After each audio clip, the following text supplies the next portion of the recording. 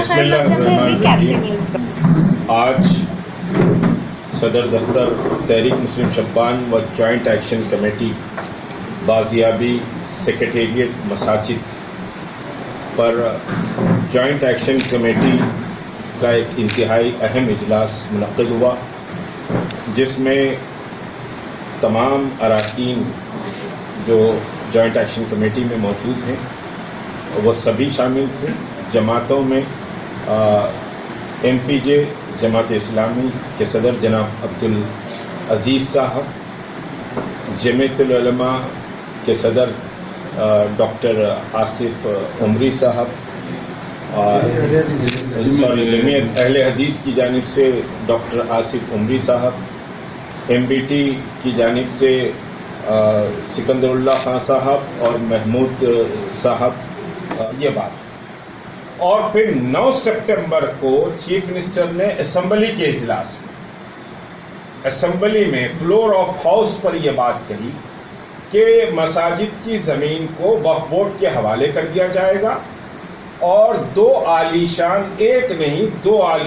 مساجد بنائی جائیں گی۔ ایکشن کمیٹی کی جدوجہد کا آغاز بھی اسی پر ہوا تھا کہ جو گورنمنٹ کا نقشہ آیا تھا وہ ایک مسجد کا آیا تھا اور پھر وہ بھی پراپر اس مقام پر مسجد نہیں تھی، تو 2 مساجد کی شہادت ہوئی، مسجد ہاشمیہ اور مسجد سیکریٹریٹ، یہ 2 مساجد تھی۔ اور چیف منسٹر نے کہا کہ اور زمین دے دی جائے گی، ایسا کیا جائے گا، ویسا کیا جائے گا، یہ ساری باتیں ہوئی، لیکن 2 مہینے گزر گئے۔ آج نومبر کی 14 تاریخ ہے۔ 5 سپٹمبر کو چیف منسٹر نے وفد سے وعدہ کیا، 9 سپٹمبر کو اسمبلی فلور پر یہ بات کہی، تو 2 مہینے گزر چکے ہیں۔ 2 مہینے کے بعد بھی چیف منسٹر نے یا پھر جو وفد گیا تھا اس وفد نے کوئی کارروائی اس سلسلے میں نہیں کی۔ مجھے انتہائی افسوس ہوا آج اجلاس طلب کرنے پر۔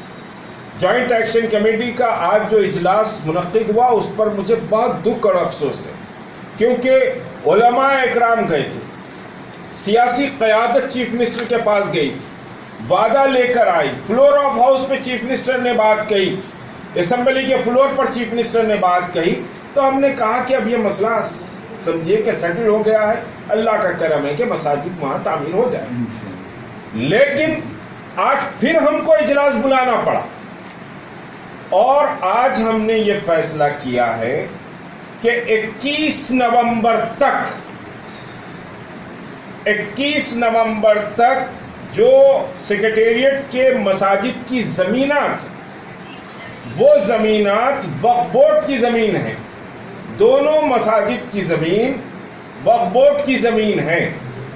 حکومت تلنگانہ غاضبانہ ان زمینات پر وقف سیکریٹریٹ کہ 2 مساجد کی زمین پر غاضبانہ قبضہ کی ہوئی، ان مساجد کو وقف بورڈ کے حوالے کر دیا جائے اور وقف بورڈ فوری اثر کے ساتھ وہاں نماز شروع کرے، امیڈیٹ وہاں نماز شروع کرے۔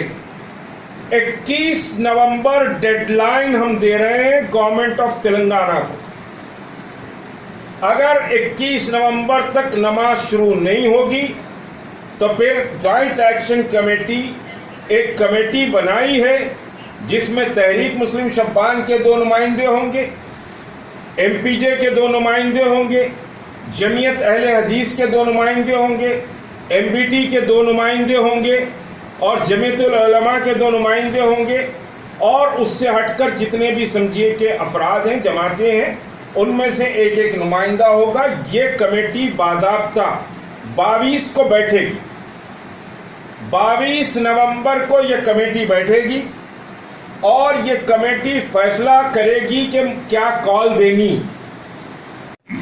اور ہماری آواز پہنچانا صحافت کی ذمہ داری، آپ کی بڑی ذمہ داری ہے۔ تمام سمجھیے کہ پرنٹ میڈیا، بالخصوص اردو میڈیا، پھر پرنٹ میڈیا اور جتنے سمجھیے کہ یوٹیوب چینلز وغیرہ ہیں، ان سے میں مؤدبانہ درخواست کرتا ہوں کہ مساجد کی بازیابی کی اس جدوجہد میں آپ ایکشن کمیٹی کا تعاون فرمائیں۔